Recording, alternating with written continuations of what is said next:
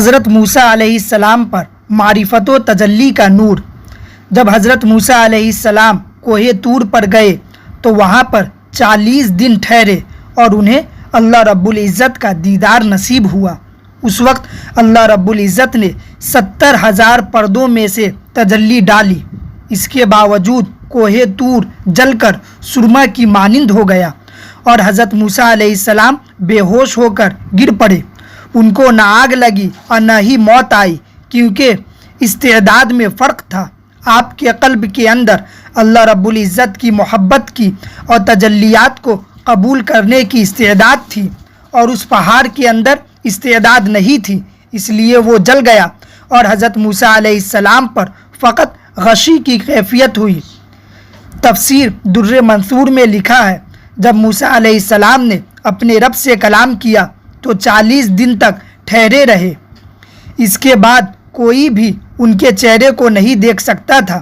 اگر کوئی دیکھتا تو دیکھتے ہی اس آدمی کو موت آ جاتی تھی۔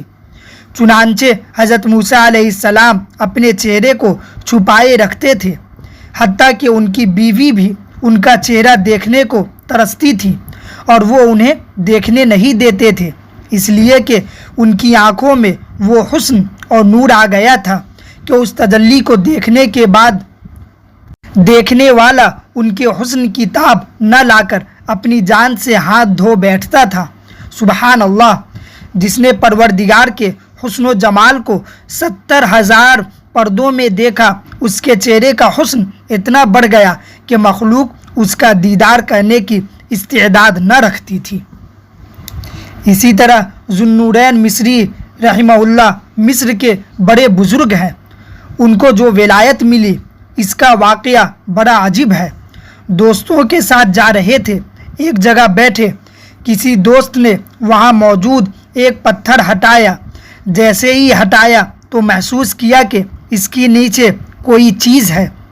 جب سب جگہ کھودی تو خزانہ ملا، سونا، چاندی، ہیرے، جواہرات، بڑی قیمتی چیزیں تھیں۔ اس کے اندر ایک بڑا خوبصورت اللہ کا نام بھی لکھا ہوا تھا۔ اب انہوں نے کہا کہ تقسیم کیسے کریں؟ جب انہوں نے کہا کہ میاں سونا چاندی تم سب تقسیم کر لو، اور یہ جو اللہ کا خوبصورت نام ہے یہ مجھے دے دو۔ چنانچہ انہوں نے اللہ کے خوبصورت نام کو خود پسند کر لیا۔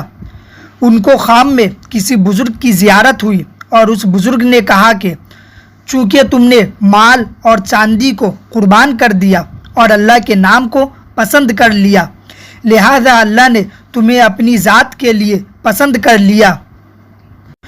جب سو کر اٹھے تو ان کے دل میں اللہ تعالیٰ کی محبت اتنی بھر چکی تھی کہ ان کو اللہ کی معرفت نصیب ہو گئی۔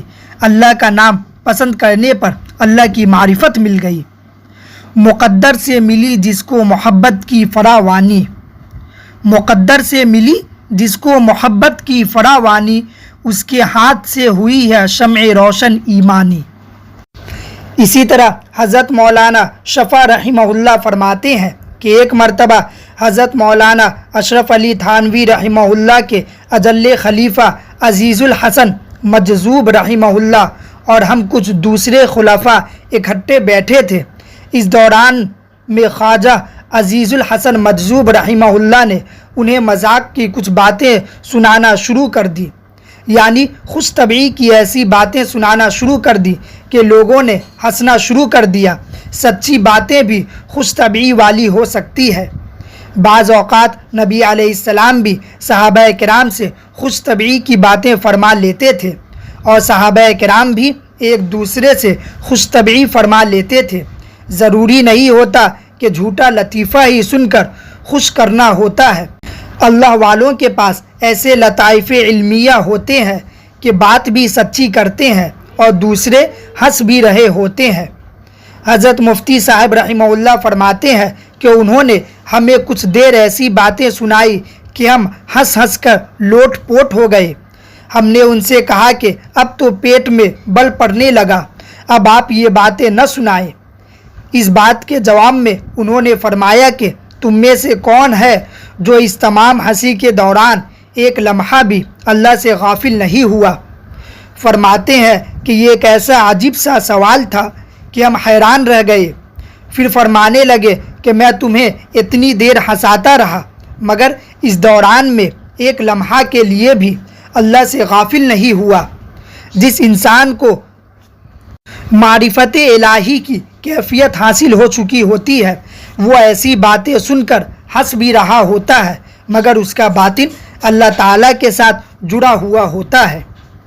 اس لیے اللہ تعالیٰ سے دعا ہے کہ اللہ تعالیٰ ہمیں بھی اپنی معرفت نصیب فرمائے اور ہر وقت اپنی یاد ہمارے دل میں رچا اور بسا دے، آمین۔